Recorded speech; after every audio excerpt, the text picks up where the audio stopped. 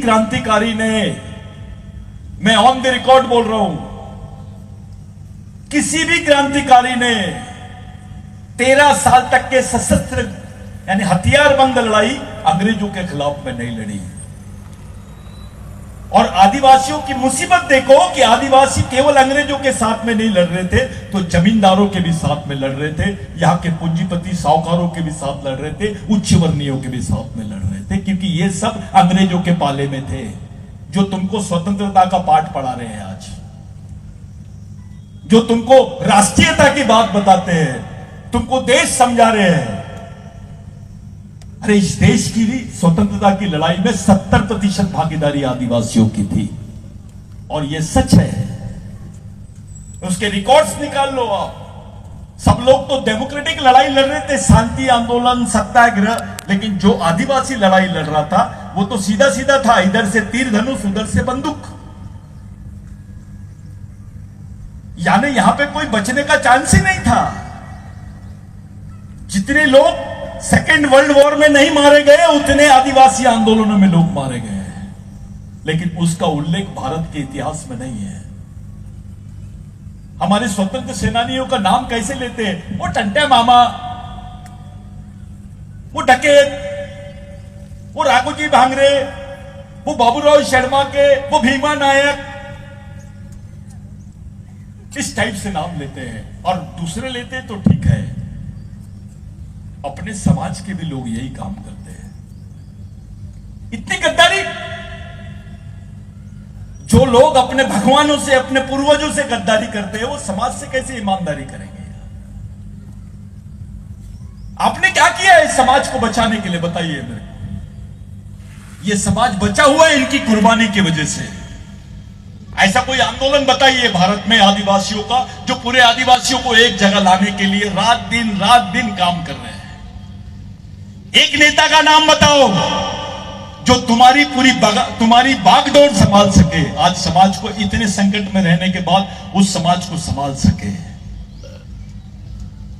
देश में क्या चल रहा है, किस परिस्थिति से आदिवासी गुजर रहा है, किस परिस्थितियों का हमको सामना करना है, इन बातों को दरकिनार करके, इन बातों को अलग करके हम लोग आगे नहीं बढ़ सकते। मेरे भाइयों, मैं आपका ज्यादा समय नहीं लूंगा। मैंने पहले ही बोला कि इस देश में भगवान पैदा नहीं हुआ था, तब से आदिवासी रहते हैं। ये मैं खुलेआम बोल रहा हूं, भगवान पैदा नहीं हुआ था तब से आदिवासी रहता है। यह एंथ्रोपोलॉजिकली प्रूव है, मैं नहीं बोल रहा हूं। उस आदमी की वैल्यू क्या है जो इस देश का पहला आदमी है, उसका सम्मान क्या है? नहीं तो दूसरे देशों में जाओ, think about red Indians. America के रेड इंडियंस को क्या राइट्स मिले हैं, वो मूल निवासी है वहां के, देखो। अफ्रीका में जाके देखो, ऑस्ट्रेलिया में जाके देखो, वहां के मूल निवासियों की क्या हालत है, उनकी क्या भागीदारी है। स्वीडन में जाके देखो, अर्जेंटीना में जाके देखो, यहां का छोटा सा देश श्रीलंका, वो बोलता है भारत में हमारे देश में आदिवासी है। नेपाल बोलता है भारत में, हमारे देश में आदिवासी है। बांग्लादेश बोलता है हमारे देश में आदिवासी है। पाकिस्तान भी बोलता है हमारे देश में आदिवासी है। अरे भाई, बांग्लादेश, पाकिस्तान, नेपाल, ये तो भारत का हिस्सा है। जब वहां पर आदिवासी है तो भारत में क्यों नहीं है? भारत क्यों नहीं बोल रहा है? क्या षड्यंत्र चल रहा है ये? इसके लिए तुम लोग क्या कर रहे हो? खुलेआम सुप्रीम कोर्ट के डिसीजन की धज्जियां उड़ाई जाती है भाई। यहां पर यही सुप्रीम कोर्ट का जजमेंट आता है कि भगवान राम यहां पैदा हुए, तो सब मान लेते हो उसको। लेकिन उसी सुप्रीम कोर्ट का जजमेंट आता है कि आदिवासी देश के मालिक है, कोई नहीं मान रहा है। भगवान को न्याय मिल रहा है, इंसान को न्याय नहीं मिल रहा है। एक डायरेक्शन हमारी होनी चाहिए, एक लाइन हमारी होनी चाहिए। एक सोच हमारी होनी चाहिए जिस सोच से समाज को बचाया जा सके। ऐसी सोच होनी चाहिए कि दूसरा समाज भी अपमानित ना महसूस कर सके। कोई ब्राह्मणों के भी बहुत अच्छे हाल नहीं है, जाओ जितने शौचालय है उसकी चौकीदारी ब्राह्मण कर रहा है, जितने बियर बार है उसके सामने वो साइकिल स्टैंड के काम ब्राह्मण आदमी कर रहे हैं, उसको भी इन्होंने कुछ नहीं दिया है हिंदुत्व के नाम से। क्या दिया है? क्या रोजी रोटी का फॉर्मूला है? क्या इकोनॉमी का फॉर्मूला है? मध्य प्रदेश के आदिवासी आदमी, आखिरी आदिवासी आदमी की इनकम है 2 रुपए 45 पैसे। मध्य प्रदेश के आखिरी आदिवासी आदमी की इनकम है 2 रुपए 45 पैसे। 2 रुपए 45 पैसे में चावल नहीं आता है, तेल नहीं आता है, एनासिन की गोली नहीं आती है। वो जिंदा कैसे रहेगा? एनासिन की गोली की छोड़ो, कैडबरी चॉकलेट नहीं आती है। ये परिस्थिति है आप लोगों की। ऊपर से दिमाग में डाल दिया गया है गौ माता, फलानी माता, फलाना। ये बिरसा मुंडा क्या बोलते थे? गाय हमारी माता है तो भैंस का दूध किधर जाता है? अबे गाय मां है तो भैंस बड़ी मां है। अगर आप मां बोलते हो तो मां की दूध का धंधा करते हो। मां की दूध का धंधा कोई करता है क्या? चलो तुम में से कौन कर सकता है? जो लोग गाय को मां बोल रहे हैं उनमें दम है तो यहां पे मां के दूध को बेचने से रोक दो। आदिवासी कई गांव ऐसे आज भी काली चाय पीते हैं, बछड़े के दूध में हिस्सेदारी नहीं करते हैं। ये वो संस्कृति है। हम उस संस्कृति के लोग हैं। पर्यावरण बचाओ, जंगल बचाओ, जंगली जानवर बचाओ, लेकिन आदिवासी मत बचाओ। यहां मेरे मित्र हैं, मैं इनके साथ एक बार इंटरव्यू दिया हूं। सिर्फ 2800 शेर के लिए 6 लाख किलोमीटर का इन्होंने फॉरेस्ट रिजर्व जोन घोषित किया है, जिसको टाइगर जोन बोलते हैं, जिसमें 2 करोड़ आदिवासी विस्थापित होने वाले हैं। डॉक्टर साहब, 2 करोड़ आदिवासी, 2800 शेर और 2 करोड़ आदिवासी। झगड़ा गवर्नमेंट से नहीं, शेर और आदिवासी में चल रहा है। अब जानवरों से तुलना चल रही है आदिवासियों की। 2 करोड़ आदिवासी हमेशा हमेशा के लिए अपनी जमीन से हट जाएंगे। ये योजना झारखंड नहीं, नॉर्थ ईस्ट से लेकर तो केरल तक है। उसकी रिपोर्ट है, नेट पे आप देख लीजिए। उसका पिटीशन हम लोग अभी फाइल कर रहे हैं, उसको पिटीशन फाइल कर रहे हैं सुप्रीम कोर्ट में। ये क्षेत्र भी नहीं छूटने वाला है, ये गांव भी नहीं छूटेंगे। ये हाल हो गए हैं आपके। एक तरफ ये वाला काम, दूसरी तरफ जंगल प्राइवेट को दे रहे हैं। अबे तो आदिवासी के लिए बचा क्या? पत्थर घोटे। आप अपनी आने वाली जनरेशन को जिंदा कैसे रखोगे, इसकी प्लानिंग अगर नहीं कर सकते हो तो मरने को तैयार रहो। अगर अपनी जनरेशन को जिंदा रखने की प्लानिंग करते हो तो पार्टी से ज्यादा चिंता समाज की करो। समाज बहुत बड़ी चीज है, ये खत्म हो जाएंगी तो कुछ नहीं होने वाला तुम्हारे पास। इधर पॉलिटिकल ड्रामा शुरू है, इधर माहौल बना हुआ है राजनीति का, और दूसरी तरफ तुम्हारी जमीनें खाली करने का ट्रेंड चालू है। उनको मालूम है इस समाज के जो पढ़े लिखे थोड़े सुलझे हुए लोग हैं वो राजनीति में इंगेज है, इधर निपटा दो इनको। आप लोग समझदार हैं। मेरे लिए यह महत्व की बात नहीं कि मैं कितने लोगों में बोल रहा हूं, मेरे लिए यह महत्व की बात है कि कैसे लोगों में बोल रहा हूं। रोटी की कोई जात नहीं होती, डॉक्टर की भी कोई जात नहीं होती, मेडिसिन की भी कोई जात नहीं होती। इंसान और मर्द उसी को बोलते हैं जो इन सब चीजों से ऊपर उठ के मानवता के लिए काम करे। मेरे को ये धर्म का राज्य बनाना है, मेरे को इसको हिंदू बनाना है, इसको क्रिश्चियन बनाना है, उसको फलाना बनाना है, इसलिए पैदा हुआ क्या बे? कुछ तो अच्छा काम कर ले। अपनी पहचान के साथ कैसे जिंदा रह सकते हो इस बारे में सोचना है तो मिशन चलाओ। संगठन पाइली के 50 रहेंगे तुम्हारे। हजारों संगठन है, जितनी आदिवासियों की जनजाति नहीं है उतने संगठन बन गए आदिवासियों के बीच में, लेकिन सोच पैदा नहीं हुई है। जो सोच तुमको जिंदा रख सकती है उस सोच की तलाश नहीं कर पा रहे आप, उस सोच का चयन नहीं कर पा रहे हैं। ये बहुत खतरनाक बात है। आज के दिन हम सब लोग, ये बहुत अच्छा कार्यक्रम है, आप लोग ये टेंशन मत लो कि बहुत कम लोग हैं, ये सब सोच के नहीं आते हैं। जो लोग हैं इनमें दम है, ये डॉक्टर वॉक्टर में बहुत दम है, ये बैठे हैं उधर जैस के अपने, बाकी सब लोग हैं। दम है कि नहीं, कि कम है?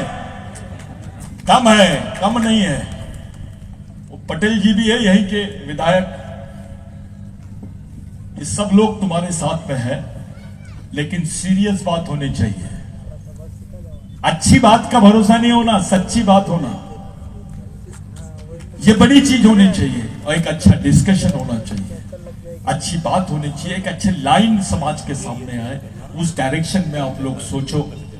ये कार्यक्रम में बुलाए, आप अगली बार से मत बुलाना, आप सिर्फ कैंप्स के लिए बुलाना मेरे, जब बोलेंगे मैं आऊंगा आपके लिए। मैं आप लोगों का समय लिया। साथियों, एक बात ध्यान में रख लो, जिस तरीके का माहौल दिखाई दे रहा है प्रदेश में, एक भी आदिवासी का जो वजूद है, ये मेरे को नहीं लगता कोई नेता वेता भी टिक पाया होगा या टिक पाएगा, क्योंकि जो भी नेता थोड़ा सा बनने की तरफ जाता है आदिवासियों का, उसको निपटाने की कोशिश करते हैं। ये बड़ी विकट पॉलिटिक्स है यहाँ की। जो भी नेता थोड़ा वस्तावी होने के चक्कर में जाता है उसको निपटा देते हैं, और कुछ कार्यकर्ता जो ईमानदारी से ग्राउंड पे काम करते हैं उनको नौकरियों में परेशान कर देते हैं। मैं गलत बोल रहा हूं अलावा? तो ऐसे जितने भी लोग हैं यहां पर, ये जो लोगों ने सावधान होना चाहिए। लड़की ढूंढना बहुत आसान है भाई, कोई भी लड़की दिखी आई लव यू बोल दिए तो जम जाता काम।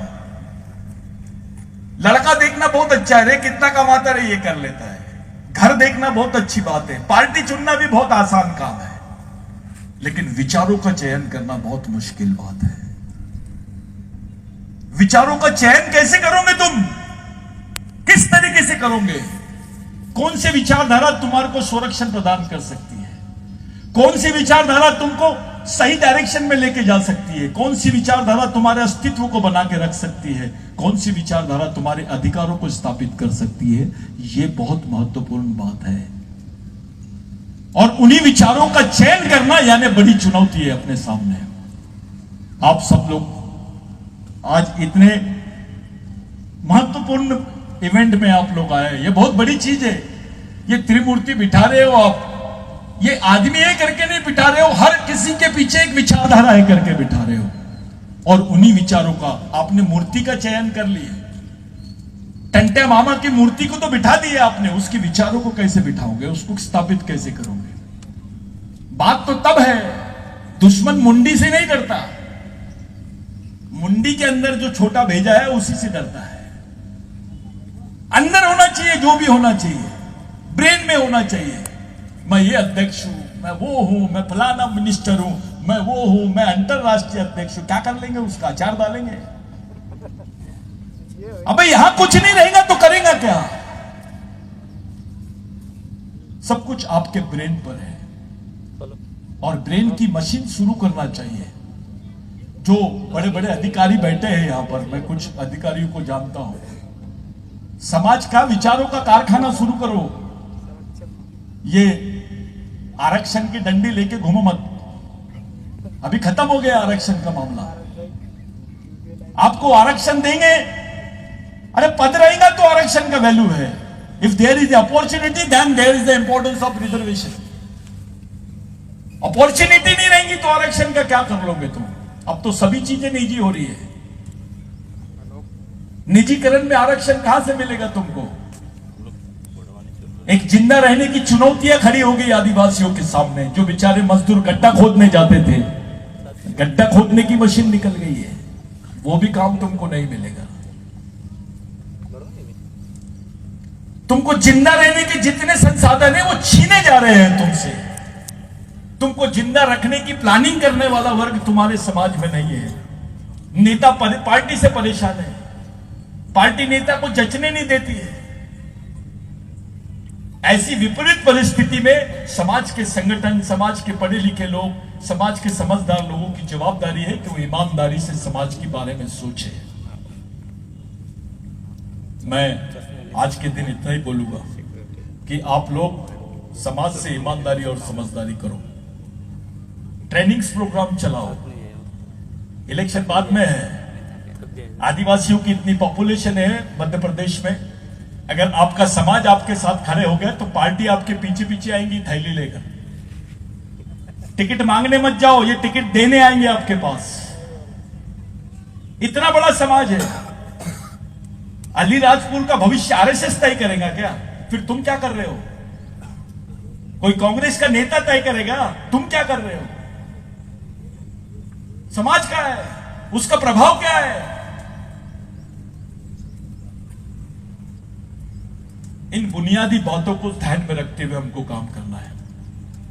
कुछ गलत बोल दिया हो तो माफ करना, लेकिन मैं जो बोला हूं वो दिल से बोला हूं, दिमाग से भी बोला हूं, और ये उम्मीद से बोला हूं कि आप इस बात को समझेंगे।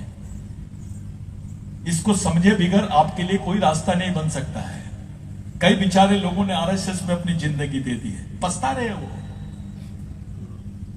वो समझ रहे हैं उन चीजों को। जब रियलाइज होता है कि यार मैं तो कुछ नहीं कर पाया, मेरी मेहनत का कुछ आउटपुट नहीं निकला, अभी सब लोग आ रहे हैं। कल मैंने बहुत सारे जो लोग आरएसएस के इसको छोड़ के आए उनका कैंप्स लिया, यहीं पे लिया मैंने। मेरे को बहुत बुरा लगा, उन्होंने 12-12, 13-13 साल दे दिए अपनी जिंदगी के। उतना समय इस कमजोर समाज को तो दे दो। वहां बहुत बुद्धिजीवी है, वहां तो जज भी है, और जितने ऑफिसर है, आईएएस आईपीएस सब है वहां, वो सोच सकते हैं। तू काय के लिए गया वहां सोचने? इधर सोचना बे, इधर अपनी एनर्जी इन्वेस्ट कर। यहां तो बहुत बड़ा बैकलॉग है, क्योंकि वहां तू एमएलए बनेगा ये उम्मीद से जा रहा है, कुछ तो भी बन जाएगा ये उम्मीद से जा रहा है, बाकी का क्या? एक कहावत है, अपने गांव खेड़े के लोग बोलते हैं, किराए का घर खाली कर, अपना घर बनाने की बात करना मेरे बाप। अपनी लाइन तो खड़ी करो, कम से कम अपने जिंदा रहने की लाइन तो खड़े रखो। मैं आखिरी में एक बात बोलता हूं। बिरसा मुंडा ने बोला था कि समाज आर्थिक रूप से गरीब रहेगा चलेगा, लेकिन विचारों से गरीब नहीं रहना चाहिए। जो समाज विचारों से गरीब रहता है वो गुलाम पैदा होता है और गुलाम ही मर जाता है। मैं बिरसा मुंडा को इसलिए याद कर रहा हूं क्योंकि बाबा साहब पे बात हो रही है। बाबा साहब को संविधान बनाने का मौका नहीं मिलता अगर बाबा साहब पश्चिम बंगाल से नहीं जीतते तो। भंडारा से इलेक्शन हार गए थे डॉक्टर बाबा साहब आंबेडकर। वही डॉक्टर बाबा साहब आंबेडकर पहली बार पश्चिम बंगाल से जीते, क्योंकि वहां बिरसा मुंडा के अनुयायियों ने बाबा साहब का कांग्रेस से बगावत करके साथ दिया। बाबा साहब संविधान सभा के अध्यक्ष बने और भारत का संविधान बनाने का मौका मिला। अगर बिरसा मुंडा का आंदोलन नहीं होता तो बाबा साहब को चांस नहीं मिलता। यहां तो हम ही लोगों ने बाबा साहब को हरा दिए थे। वो है बिरसा मुंडा जिससे प्रेरणा गांधी जी ने भी लिया है। गांधी जी साउथ अफ्रीका से टाई और कोट पहन के आए थे। कांग्रेस का पहला अधिवेशन था रामगढ़ में। जब ऐसा बोर्ड लगा के देखे, अरे भैया ये किसका नाम है? महामानव, क्रांति सूर्य, धरती आबा, भगवान बिरसा मुंडा। गांधी जी ने पूछा कितने लोगों के नाम है? तो एक लंगोटी वाला आदिवासी खड़े हुआ और बोला भगवान एकदम। गांधी जी ये एक ही आदमी का नाम है। गांधी जी बोले भी कितने साल जिए? तो बोले केवल 25 साल। क्या चाहते थे? तो उसको कुछ समझा नहीं, उसने सीधी बात बोल दी, हमारे गांव में हमारा राज। गांधी जी को लगा इसी विचारधारा की जरूरत है। तब जाके गांधी जी उससे प्रेरित हुए, टाई कोट उतारे, लंगोटी पहने, धोती पहने और भारत छोड़ो आंदोलन की नींव रखे। जिस बिरसा मुंडा से गांधी जी प्रेरित होते हैं। बाबा साहब ने गोदावरी के आंदोलन में बोला कि मैं बिरसा मुंडा के जमीनी आंदोलन से बहुत ज्यादा प्रभावित हूं, उसको प्रेरित हूं उससे। जिससे बाबा साहब जैसा व्यक्ति प्रेरित होता है, उससे आदिवासी क्यों नहीं हुआ, मेरे कुछ समझ में नहीं आया। वो प्रेरित क्यों नहीं हो पाया, उसके विचारों को क्यों नहीं खड़ा कर पाया है। टंटे मामा, एक आखिरी बात, जब टंटे मामा को पकड़े थे तो उस वक्त ब्रिटिश टाइम्स नाम का एक पेपर छपता था इंडिया में। उसमें आर्टिकल आया था, Indian Robin Hood is no more, he is hanged, यानी उनको फांसी हो गई है। अब भारत का जो रॉबिन हुड है वो नहीं रहेगा। वो न्यूज को बिरसा मुंडा ने पढ़ा 8th क्लास में, वहां की सेंट्रल लाइब्रेरी में, क्रिश्चियन लाइब्रेरी में पढ़ा, और वहीं तय कर लिया है कि भगवान टंटा भिल ने जो काम पीछे छोड़ा उसी मिशन को मैं चलाऊंगा, इसके रिकॉर्ड से। और वो बिरसा मुंडा टंटा मामा से प्रेरणा लिया, और हमारा ऑफिसर बोलता है टंटा मामा तो डके थे, इतना होशियार हो गया, बिरसा मुंडा से भी ज्यादा होशियार हो गया, इतना बुद्धिजीवी हो गया कि उसने अपनी शर्म बेच के खा गया, अपना स्वाभिमान बेच के खा गया। वो डके थे बोलता है, अबे तेरा ओरिजिनल भगवान है वो, जिसने सब कुछ दिया है तेरे को, तो उसी का नहीं हुआ तो समाज का क्या होगा। ये चिंता का विषय है। टंटा मामा के आंदोलन को, भगवान टंटा भील के आंदोलन को चलाने की जवाबदारी अगर स्वीकार करना है तो मिशन में काम करो। पार्टी वार्टी, चुनाव उनाव तो 2, 4, 5 दिन का खेल रहता है, बाद में तो जमीन पे ही काम करना है। विधायक बनने की और बनाने की ताकत के बजाय आने वाले समय में निरंतर लड़ने की और अपने अधिकारों को हासिल करने की ताकत हमको खड़ी करनी पड़ेगी। वो ताकत बनाने के लिए समाज में मूवमेंट होना बहुत जरूरी है, और उस मूवमेंट को तैयार करने की जवाबदारी समाज के हर एक नागरिक की है। जातिवाद, व्यक्तिवाद, पार्टीवाद, क्षेत्रवाद, पूंजीवाद, संगठनवाद, इन सब चीजों से ऊपर उठ के समाज और समाजवाद के लिए काम करो। आज के दिन इतना ही, किसी दिन और मिलेंगे। जय बिरसा, जय टंटा मामा।